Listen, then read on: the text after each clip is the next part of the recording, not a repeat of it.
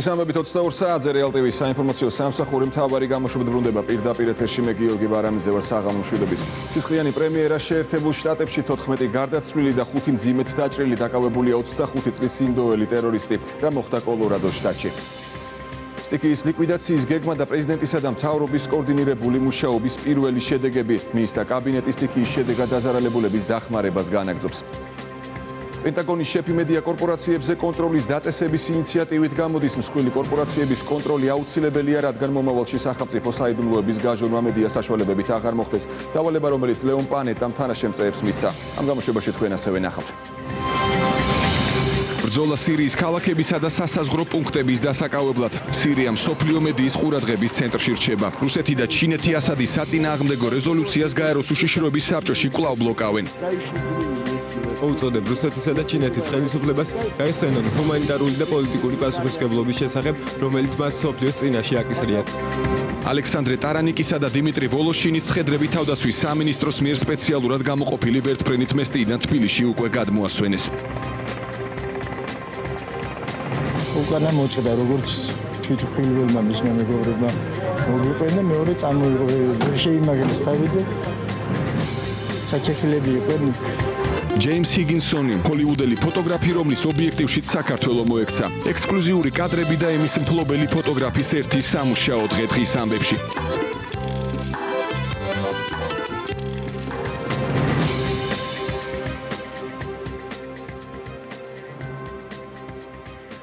სისხლიანი კინოპრემიერა ამერიკის ტერაქტი უკვე გახსნილია, დაკავებულია 25 წლის ინდოელი ტერორისტი, რომელმაც კინოთეატრში 14 ადამიანი მოკლა, 40-მდე კი დაჭრილია. ტერაქტის კოლორადოს შტატში ნორვეგიის ტერაქტიდან ზუსტად 1 წლის თავზე განხორციელდა. უბრალო დამთხოვა თუ წინასწარ დაგეგმილი სისხლისღვრა არის თუ არა კავშირი კოლორადოს კინოთეატრში მომხდარსა და ანდრეს ბრეივიკის მიერ მოწყობილ სასაკლაოს შორის. მარიამ ნეფარიძე გეამბოთ.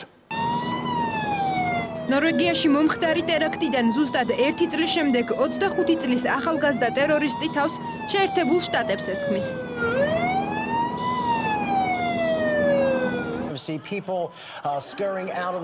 ეს კადრები სამოყვარულო კამერით არის გადაღებული. ის მსოფლიოს თითქმის ყველა წამყვანი ტელეკომპანიის ეთერით გადაიცემოდა. ვიდეო მასალაში კარგად ჩანს თუ როგორ გამორბიან სროლის ფონზე მაყურებლები კინოთეატრის დარბაზიდან. მათი უმეტესობა დაჭრილია. პოლიციამ 14 ადამიანის მკვლელობაში ბრალდებული 25 წლის ჯეიმს ჰოლმსი უკვე დააკავა. წარმოშობით ინდოელი ტერორისტი შემთხვევის ადგილიდან რამდენიმე მეტრში აიყვანეს. მკვლელობაში ეჭვმიტანილის საცხოვრებელი ბინიდან ამოღებულია დიდი რაოდენობით იარაღი და ასაფეთქებელი ნივთიერებები. ქალაქ დენვერის მიმდებარე ტერიტორიაზე ევაკუირებულია მოსახლეობაც. მკვლელობაში ეჭვმიტანილის შემთხვევის ადგილიდან მოშორებით მანქანის სადგომზე ავიყვანეთ. მეორე ეჭვმიტანილის ვერსიაზე ამ დროისთვის არ უმუშაობს. ახალგაზრდა მამაკაცის ბინიდან ჭხრეკისას ამოღებულია იარაღი და ასაფეთქებელი საშუალება. სხვა დეტალები მედიისთვის მოგვიანებით გახდება ცნობილი. სისხლიანი ტრაგედია დენვერთან ახლოს პატარა ქალაქ ავრორას კინოთეატრში ბეტმენის მორიგი სერიის პრემიერაზე მოხდა. პრემიერის დაწყებიდან ზუსტად 1 საათში კინოდარბაზში უცნობმა მამაკაცმა ჯერ ცრემლსადენი კაფსულა ისროლა, შემდეგ კი მაყურებელს სანადირო თოფიდან საფანტი დაუშინა. ტერორისტი შეიარაღებული იყო დენთით, ჩაშხენითა და ცეცხლსასროლი იარაღით. მას ტყვია გამომტარი ჟილეტი ეცვა და აირწინაღი ეკეთა.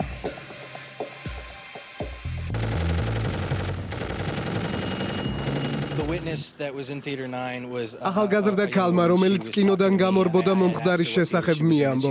მისი აღწერით 40 წლამდე მამაკაცმა, რომლის სიმაღლე 2 მეტრამდე იყო, ჯერ დარბაზის კარი შეანგრია. ისროლა ცრემლსადენი გაზის შემდეგ კი ნელი ნაბიჯებით დაიწყო ცეცხლსასროლი იარაღით მაყურებლის ჩახოცვა. ტერორისტს რკინის ჩაფხუტი ეხურა და შავებში იყო გამოწყობილი.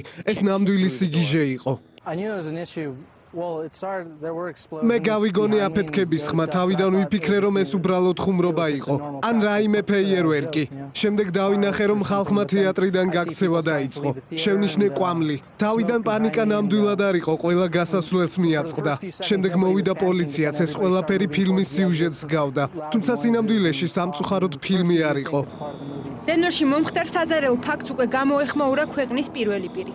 ბარაკ ობამამ ავრორას მოსახლეობას მხარდაჭერა აღუთქვა და სამართალდამცველებს საქმის გამოძიება დაავალა. მიშელი და მე შოკირებული ვართ სრულიად მოულოდნელი და საშინელი ტრაგედიით, რომელიც კოლორადოში მოხდა. ფედერალური და ადგილობრივი ძალოვანი უწყებები ჯერ კიდევ გვაწვდიან ინფორმაციას და ჩემი ადმინისტრაცია ყველაფერს აკეთებს, რაც შესაძლებელია, რათა დაზარალებულ ადამიანებს ამ ურთულეს პერიოდში მხარდაჭერა აღმოუჩინოთ. ჩვენ ვიღებთ ვალდებულებას, რომ დავსაჯოთ დამნაშავე, ვინც არ უნდა იყოს ის, ვუზრუნველყოთ მოსახლეობის უსაფრთხოება და ვიზრუნოთ დაშავებულებზე. ჩვენ უნდა გავერთიანდეთ ერთ დიდ ამერიკულ ოჯახად. უნდა ვილოცოთ დაღუპულების უნდა დავუდგეთ გვერდით მათ ოჯახებს, მეგობრებსა და ახლობლებს ამ ურთულეს დროს. გამოძიებას რამდენიმე ვერსია უკვე აქვს. არსებობს ინფორმაცია, რომ ინდოელი ტერორისტი დავალებებს ტერორისტული დაჯგუფება ალ-ქაიდასგან იღებდა. ამ ეჭვს რამდენიმე თვის წინ შტატების მიმართ დაჯგუფების ლიდერების მუქარა ამყარებს. ჯერ კიდევ რამდენიმე თვის წინ ამერიკული მედია საშუალებები მოსახლეობას მოსალოდნელი ტერაქტების შესახებ აფრთხილებდნენ. მუქარიდან რამდენიმე საათში სამართალდამცველებმა კლივლენდსა და ოჰაიოში ხიდების აფეთქების მცდელობაში 5 ანარქისტი დააკავეს.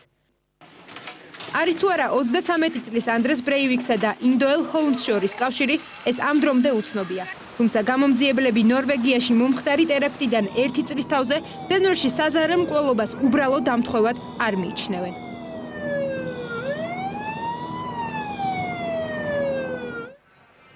ალექსანდრე ტარანიკისა და დიმიტრი ვოლუშინის ცხედრები თავდაცვის სამინისტროს მიერ სპეციალურად გამოყოფილი ვერტმფრენით მესტიიდან თბილისში უკვე გადმოასვენეს. ახლა ქართული მხარე ალპინისტთა უკრაინულ ჯგუფს ცხედრების სამშობლოში გადასვენებაში ეხმარება. ორი უკრაინელი ალპინისტი მესტიის ბაზიდან ჯგუფის სხვა წევრებთან ერთად 13 ივლისს გავიდა, 18 ივლისს კი ისინი მწვერვალიდან გადაიჩეხნენ. უბედური შემთხვევის პირველივე დღიდან უშბაზე სასაზღვრო პოლიციის მესტიის შტაბის სწრაფი რეაგირებისა და სამაშველო ბრიგადები მუშაობდნენ.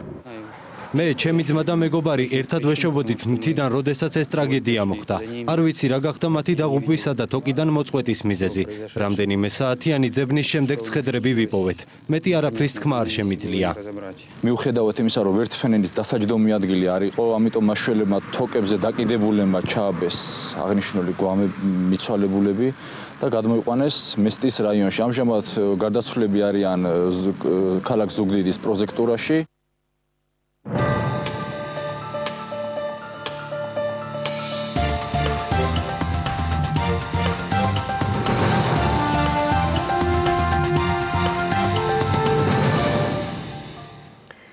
სტიქიის ლიკვიდაციის გეგმა და პრეზიდენტისა და მთავრობის კოორდინირებული მუშაობის პირველი შედეგები. მინისტრთა კაბინეტის სტიქიის შედეგად დაზარალებულების დახმარებას განაგრძობს ოჯახებს, რომლებსაც მოსავლის 100% გაუნადგურდათ, სახელმწიფო 1300-დან 1500 ლარამდე კომპენსაციას მისცემს.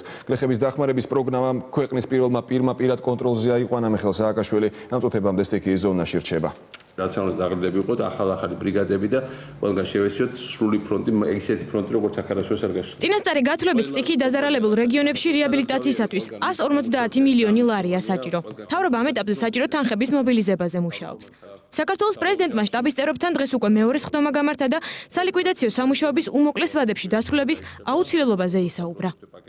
სადაც გავიარე ყველგან მიდის სამუშაოები და ეს ძალიან მნიშვნელოვანია. ყველგან შესეულია ხალხი, მე ძალიან კარგად მესმის, ადამიანები გამოდიან, იძახიან, რომ აი გუშინ ღამე გავათიეთ ღიაცის ქვეშ, რა გვეშლება ეხლა წვიმა რო იყოს. 30000 კვადრატული მეტრი გადასახურე მასალა არის შემწამოშული გზად. ყველა კომპანია რაც არის საქართველოს არსებობს ამ სფეროში, ყველა მობილიზებული. დღეს უკვე დაიწყო, მე ვფიქრობ 2-3 დღეში ძალიან ინტენსიურად გაჩაღდება სამუშაო. ეს არის მეორე მხრივ ისეთი რამე უნდა ვქნათ, რომ უხარისხოდ გავაკეთოთ. საბოლოო ჯამში კომპენსაციების დარიგებაც იმ კვირაში უკვე დაიწყება. ეხლა უკვე პროდუქტი პაკეტების რაღაც ნაწილი და რაღაც პატარა სხვა დახმარებები უკვე მიდის. კიდე დამატებით ვიფიქრებთ თელავის მოსახლეობას ხალხს აკრიტი დავეხმაროთ, იმიტომ რომ ხალხმა მძიმე სტრესი მიიღო, განსაკუთრებით იმათ, ვისაც სახლები დაუზიანდა. საქართველოს პრეზიდენტი ამ დრომდე სტიქიის ზონაში რჩება. ქვეყნის პირველი პირი რეგიონისთვის მიყენებულ ზარალს პირადად ეცნობა და მთავრობისთვის მიცემული დავალებების შესრულების პროცესშიც ჩართულია. მიხეილ სააკაშვილი სტიქიის შედეგად დაზარალებულ ოჯახებს სოფელ შალაუში შეხვდა და მათი პრობლემები მოისმინა. როგორც ახლა გულით გიხდი უღრმეს მადლობას კიდე მე ხო თქვენ გიცნობთ ძალიან. თქვენ ის კი არა, თავარი ის კი არა. დიდი მადლობა. მე კი არა მომეჩნია. ეს ხალხი გამოგიდეთ, ყველანი ამოგიდეთ თქვენ გვერდზე, ჩვენ ერთმანეთს უნდა ამოვდგეთ გვერდში, კახელები უნდა ამოვდგენ ერთმანეთს, ამოვუძიეთ ერთმანეთს, იმიტომ რომ თქვენი პატივისცემა არ ექნებოდა. კი, მეზობელი მეზობას ძალიან მთელი შალაურის, მე მგონი მთელი შალაურის სახელით. თავარი ეხა გადავაგოროთ ეს და ისეთ თელავსაც და მის შემოგარენებსაც ისეთ გავაკეთებთ, რომ მართლა ყველას თვალი დაუდგება.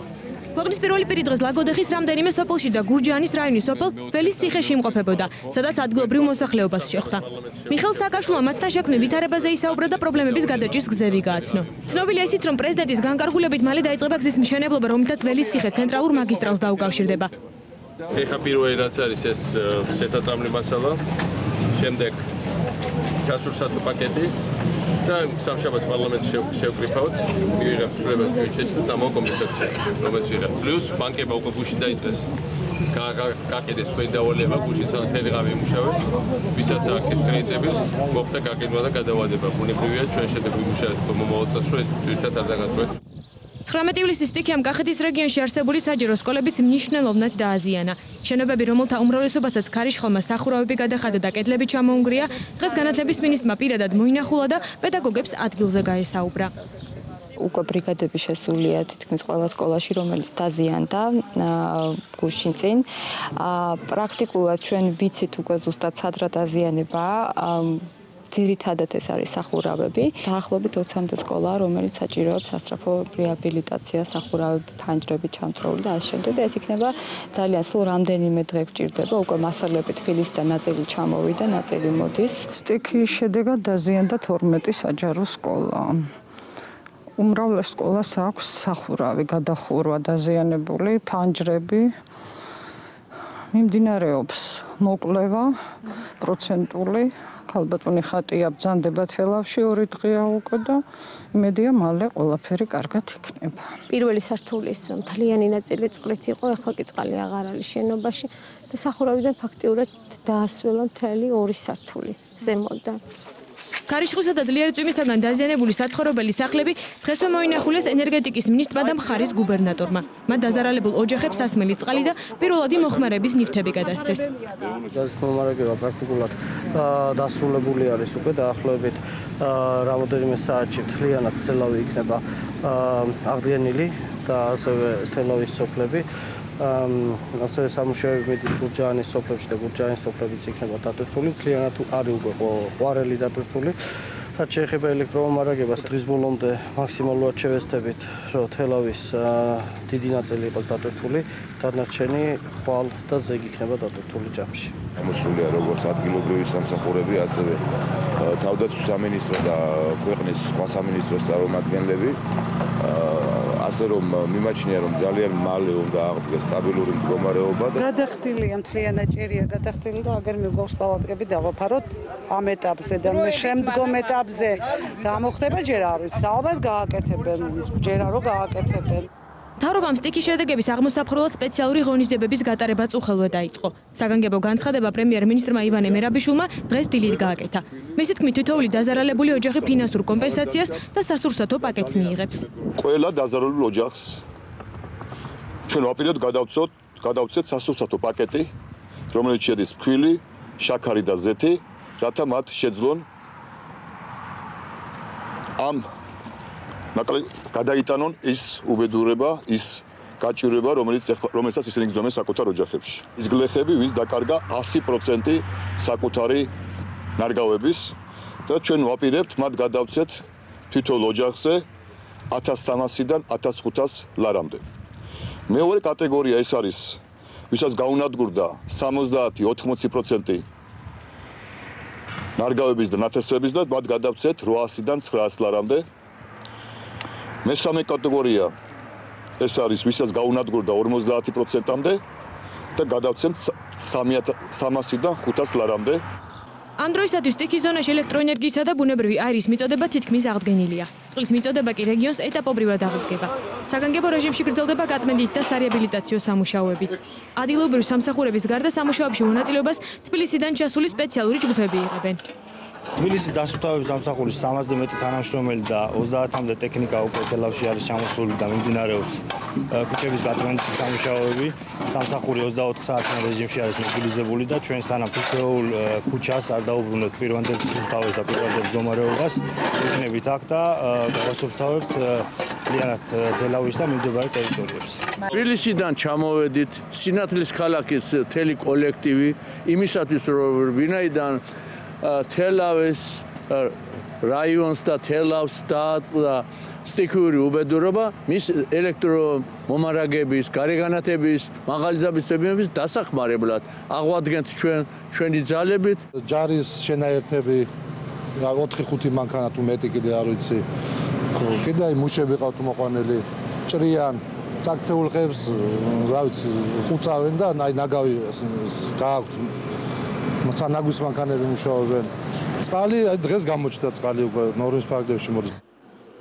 ამ დრომდე საგანგებო რეჟიმში მუშაობს სალიკვიდაციო შტაბი. საქართველოს პრეზიდენტის ინიციატივით შექმნილი სამუშაო ჯგუფები ზარალს ჯერ კიდევ ითვლიან. თელავში გახსნილი შტაბი მატერიალურ ზარალს აღრიცხავს და მოსახლეობისთვის დახმარების დროულად მიწოდებას უზრუნველყოფს. შტაბში მონაცემები ყოველ წუთს იცვლება.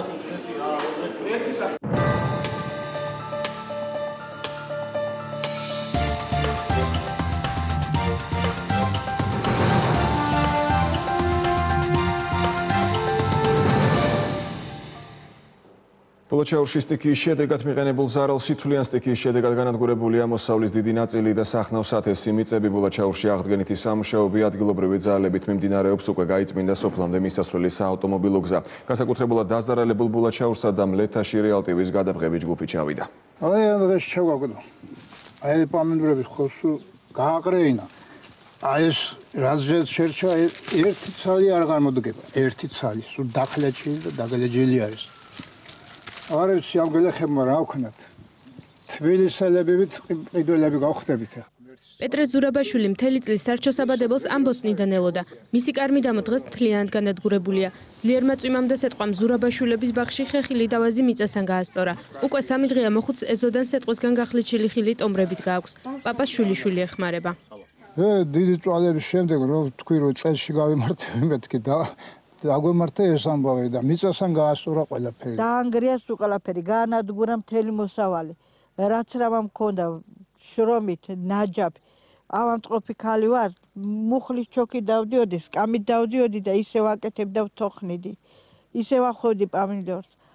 სულ წყალში ჩამეყარა მთელი შრომა. სეტყვამ რო გადაიღო და ბაღში ჩამოვედი, რო დავინახე, ისე დღეში ჩავარდო სახში, რომ გორავსულიყავი, აღარ ვიცოდი. სტიქიამ გამოუსწორებელი კვალი ეთერ ჭინჭარაულის ეზოკარშიც დატოვა. სეტყვამ მთლიანად გააცამტორა ნარგავები და ხეხილი. ჭინჭარაულების ოჯახს ბოსტნეულის მოსაყვანად საბანკო კრედიტი აქვთ გამოტანილი. ვალის გასტუმრებასაც ბოსტნეულის გაყიდვის შემდეგ ეგბავდნენ.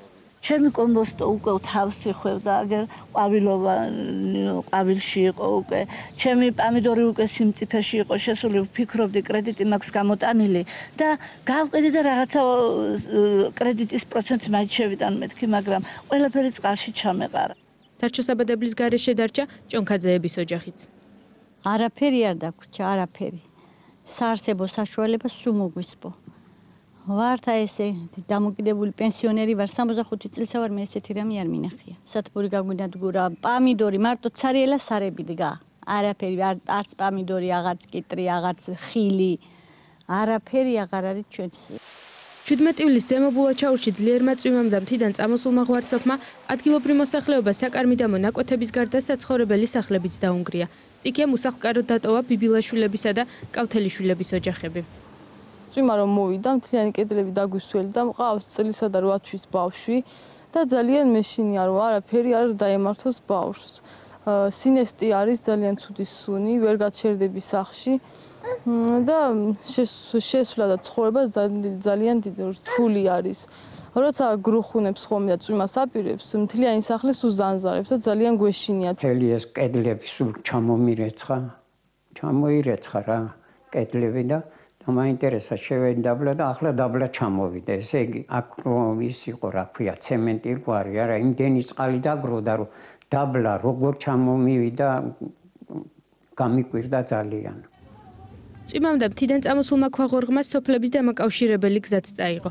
ამ დროისათვის ეს პრობლემა მოგვარებულია და ზემო ბულაჩაურში მოძრაობა მთლიანად აღდგენილია. ქართული ოცნების ოლიგარქის მორიგი პიარ აქცია მილიარდერის ტიკი დაზარალებულებს წინა საარჩევნოდ იყენებს. პირველი მეოცნებამ მზადა ამა დასახმარებლად სასამართლოს მიერ დაკისრებული ჯარი 10 მილიონი ლარი სასამართლოს ანგარიშზე გადარიცხოს. ივანიშვილის პოზიცია საზოგადოებას ქართული ოცნების პრესპიკერმა გააცნო მაია ფანჯიკიძის განმარტებით. ივანიშვილის მიერ გადახდილი ჯარიმით მთავრობა დაზარალებულთათვის ზარალის ანაზღაურებას შეძლებს. ფანჯიკიძე კატეგორიულად გამორიცხავს ამ გადაწყვეტილების წინა საარჩევნო კამპანიას დაკავშირს, თუმცა სხვა სტიქიური უბედურების დროს ივანიშვილის მიერ გაწეული დახმარების შემთხვევებს ვერ იხსენებს. შექმნილ ვითარებაში მე მივიღე გადაწყვეტილება და ამ ეტაპზე 10 მილიონ ლარს ვრიცხავ სასამართლოს მიერ მითითებულ საბიუჯეტო ანგარიშზე. სტიქით მიყენებული ზარალის სრულად დათვლის შემდეგ სახელმწიფო ბიუჯეტში ამავე მექანიზმის გამოყენებით გადავრიცხავ იმდენ თანხას, რამდენიც საჭირო გახდება. ჩვენ არ ვიცით ის უდიდესი დახმარება კონკრეტულად არც ციფრებში, არც კონკრეტულ პროექტებში, რომელშიც ბიძინა ივანიშვილი ეხმარებოდა ქართულ სახელმწიფოს. მას არასოდეს არ უნდოდა ამაზე ლაპარაკი. ძალიან ბევრი რამე ჩვენთვისაც, მისი გუნდის წევრებისთვისაც უცნობია და ნაწილ-ნაწილ ვიგებთ ხოლმე შემთხვევით. ძალიან მარტივად იყო მიღებული გადაწყვეტილება, რომ პირველად დაუყოვნებელი დახმარება მოხდეს და უკვე თავად განცხადებაშიც წერია, რომ იმის მიხედვით, როგორი იქნება ზიანის შედეგები, იქნება შევსება ამ შედეგების ადეკვატური. გაწმენებული ქართული დასის ლიდერი შუშის სასახლის კარზე ამ დრომდე უშედეგო დაკაკუნებს ჯონდი ბაღათურია ივანიშვილთან ურთიერთობის მხოლოდ პირად შეხვედრაზე გაარკვევს. ქართული დასის ლიდერისთვის ოლიგარქის გუშინდელი გადაწყვეტილება დავით უსუპაშვილის საბურთალოს მაჟორიტარ კანდიდატად წარდგენასთან დაკავშირებით მოულოდნელი აღმოჩნდა ბაღათურია მილიარდერთან შეხვედრას ითხოვს. ქართული დასის ლიდერი საბურთალოს რაიონში ოლიგარქის მხარდაჭერას ელოდა რამდენიმე დღის წინ ის კონსპირაციულად თავად უსუპაშვილს და ივანიშვილს ჩევლოს გია ხუხაშვილს შეხვდა, სადაც ავარაუდოდ სწორედ მისი კანდიდატურის მხარდაჭერის საკითხი განიხილებოდა, როგორც გაირკვა ჯონდი ბაღათურიამ ბიძინა ივანიშვილის მხარდაჭერა გია ხუხაშვილის გამო ვერ მიიღო, ჯონდიმ გია ლუძე არ დაპატიჟა. ძუნწობამ ბაღათურიას ოლიგარქის მხარდაჭერა დააგარგვინა. ჩემთვის მოულოდნელი იყო ინფორმაცია დილითაც მოვისმინე და სანამ არ მექნება შეხვედრა უკვე ივანიშვილთან და არ გავერკვევი რა ხდება და არ მოგონეთები არ მოვისვენ დეტალურად, მე უბრალოდ მიჭირს კომენტარის გაკეთება. შევხვდები ივანიშვილს, ამის შემდგომ შემეძლება გავაკეთო კომენტარი, როგორ გაგრძელდება ჩვენი თანამშრომლობა ოცნებასთან. მაგრამ თანამშრომლობა აუცილებლად გაგრძელდება. აი ფორმატი როგორი იქნება, ამას მე გეტყვი. ბატონო გია, რომ გკითხოთ არაფერი საერთო არ აქვს ქართულ ოცნებასთან. ლუდი მოიტანეთ. თურმე გქონიათ. ლუდი მოიტანეთ, ლუდი. ლუდზე იძლევით ინტერვიუებს? ლუდი, ერთი ბოთლი ლუდი, ჩემი კომენტარი. ნებისმიერ საკითხზე გესაუბრებ. პოლიტიკოსად არ ვარ გიოს. მოლაპარაკებლად? მოლაპარაკ გააჩნია რა საკითხზე. აი მაგალითად მაია მიმინოშვილის შეყვანაზე. მაია მიმინოშვილი ჩემი კლასელია. არა, სისული. ჯონდი ბაღათურიასთან საერთოდ მაგაჩნდათ ეგეც თქვენი კლასელია. მაია მიმინოშვილი დამერწმუნეთ პოლიტიკაში არც არის, არც აპირებს. ჯონდი ბაღათურიას თქვენი კლასელია? არა, ჯონდი ბაღათურია არა ჩემი კლასელი. ანუ მოლაპარაკებთ საწარმო. არა, ნუ რა ვიცი, ლუძე მეგონა რომ დამპატიჟებდა, მაგრამ არ დამპატიჟებდა. ჯონდი დაგპატიჟებ. არ დამპატიჟა არც. მაშინ ბიძინას თხოვეთ და იქნებ დაგპატიჟებ. რა ვიცი, თხოვები ბატონო.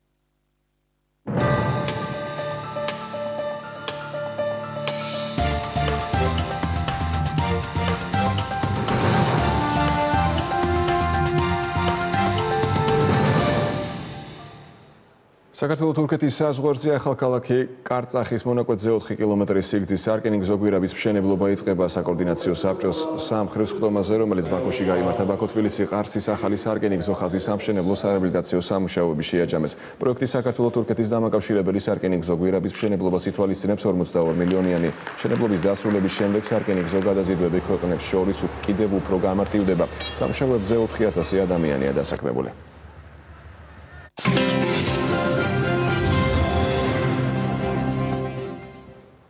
ახლა კი გავიგოთ თუ რას გვთავაზობენ გოგოები რეალ ტივიდან დღევანდელ გადაცემაში. ამაზე გადაცემის წამყვანი თაკო აბაშიძე ახლა თავად გვიამბობს. საღამოშვიდობის თაკო, რა ჭორებით გაახალისებთ საზოგადოებას დღეს და ვინ იქნებიან თქვენი გადაცემის სტუმრები? მოგესალმები გიორგი, მინდა გითხრა რომ როგორც ყოველთვის ძალიან საინტერესო გადაცემა გველის წინ. ყველა ჭორიკანას ვურჩევდი რომ დღევანდელი გადაცემა როგორც სხვა გადაცემები არ უნდა გამოეტოვათ. დღეს განსაკუთრებით არ გამოტოვონ, იმიტომ რომ ძალიან საინტერესო ჭორები გვექნება. ჩვენი დღევანდელი თემა იქნება ძვირადღირებული მანქანები და თქვენ შეგიძლიათ ნახოთ თუ რა პოპულარული მანქანებია საქართველოში, შეგიძლიათ ნახოთ სად შეგიძლიათ შეიძინოთ რა ფასად და ყველაზე მეტად აი როგორი მანქანები იყიდება საქართველოში. ასევე გვეყოლება ძალიან საინტერესო სტუმარი ნანიკო ხაზარაძე. მე გირჩევდით რომ დაგველოდოთ, არ გამოტოვოთ ჯორები.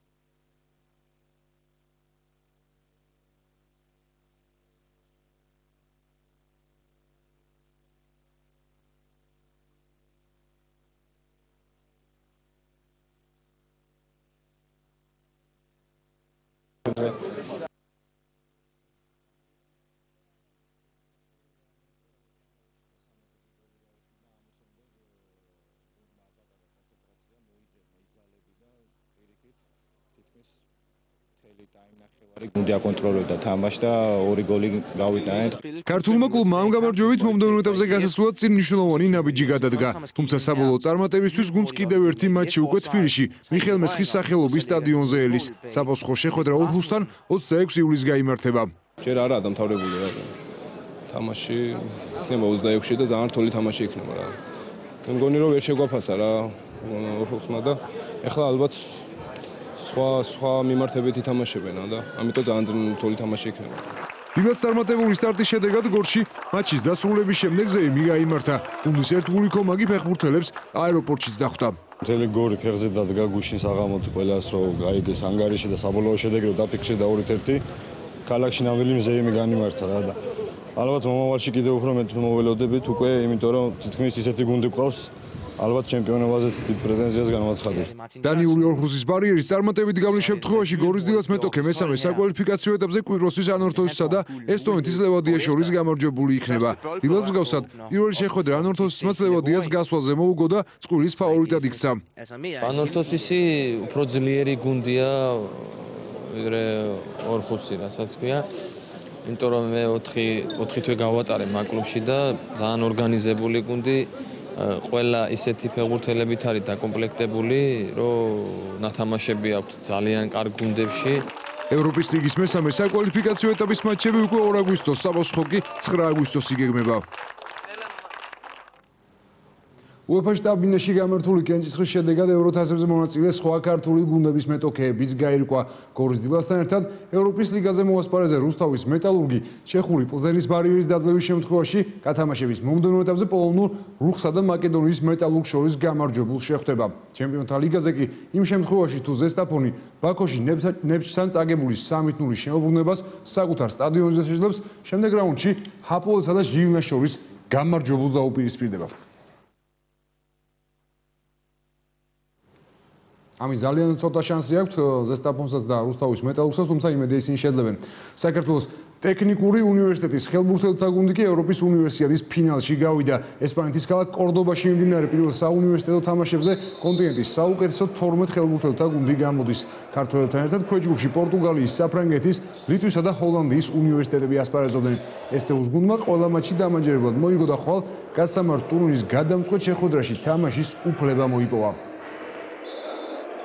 ჩვენ და სამწუხაროდ საკმაოდ დიდი პერიოდის განმავლობაში ჩვენ წყვეტა გქონდა რეალურად ტექნიკური უნივერსიტეტის გუნდი, ეს არის საბაზო გუნდი საქართველოს ეროვნული ნაკრების და სწორედ შეიძლება ითქვას, რომ ეს ეროვნული ნაკრები გუნდის მონაწილეობს ამ შეჯიბრებაზე და ჩვენ მოგვეცა საშუალება, რომ ისევ გუნდი ჩავთოთ დიდ საერთაშორისო შეჯიბრებაზე, რომელიც არის პირველი ევროპის უნივერსიადა და სადაც ხელბურთელთა ტურნირში 12 გუნდი მონაწილეობს, საკმაოდ დაძაბული ტურნირი და საკმაოდ საინტერესო ტურნირი წარიმართა.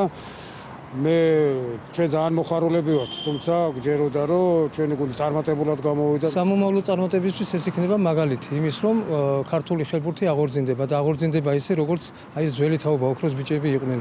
მე მინდა აი ეს ცერცვაძეების დრო, ექსეულიძეების, ფაკაძეების და აი ეს შესანიშნავი ხელბურთელები, რომლებიც წარსულში იყვნენ, დღესაც მრავლად გამოჩნდებიან. ასე რომ საქართველოს ტექნიკური უნივერსიტეტის ხელბურთელთა გუნდი საერთაშორისო უნივერსიადის ფინალში ითამაშებს და წარმატება უსურვოთ ქართველ ხელბურთელებს. მე ინფორმაციით გემშვიდობით ორ შაბათამდე.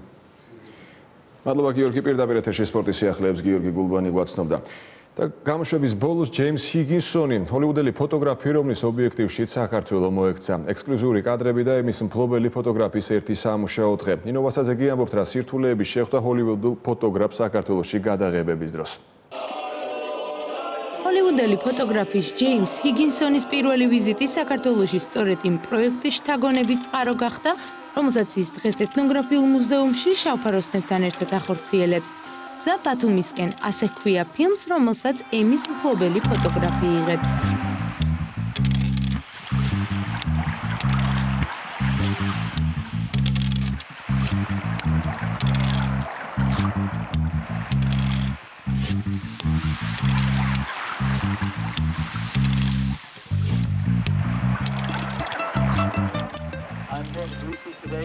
საქართველოში ჩამოსვლისთანავე მოვიხიბლე ქართული ტრადიციებით.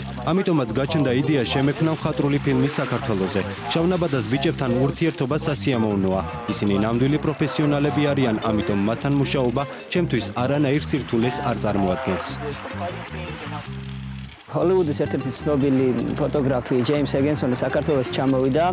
აინტერესებდა საქართველოს კუთხეები და საინტერესო ხალხი.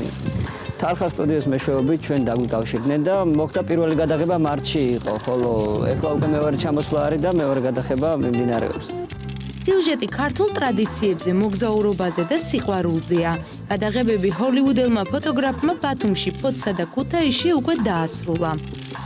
ამჟამად მიმდინარეობს საცდელი გადაღებები ბატონი ჯეიმს ჰიგინსონი, ცნობილი ფოტოგრაფი ჩამოსულია საქართველოში. მას განზრახული აქვს, რომ გადაიღოს საქართველოში ფილმი, როგორც თვითონ აღვიწერა მის შინაარსს დაახლოებით იქნება ესეთი, რომ თბილისიდან ბათუმში მოგზაურობს წყვილი და ეცნობა კულტურული მოგზაურობა არის. ჩვენი მხრიდან შეგვაქვს წვლილი ამ ფილმის გადაღებაში წარმოვაჩენთ ქართულ საბრძოლო ხელოვნებას. აქ იქნება წარმოდგენილი ხევსურული ფარეკაობის სხვადასხვა ელემენტები. ფილმი იქნება საქართველოს შესახებ. სიუჟეტი ვითარდება ბათუმში, საიდანაც იწყება მოგზაურობა, ასე ვთქვათ, სიზმარის მსგავსი, ანუ სიუჟეტი იქნება. ჯეიმს ჰიგინსონი ჰოლივუდში 17 წლის განმავლობაში მუშაობდა. მისი გამოფენები მსოფლიოს თითქმის ყველა ცნობილ გალერეაში ეწყობა. საქართველოში გადაღებული ფოტოების და ფილმის პრეზენტაციას ხელოვნების მოყვარულები სულ მალე იხილავენ. მანამდე კი ჰიგინსონი საქართველოში მოგზაურობას განაგრძობს.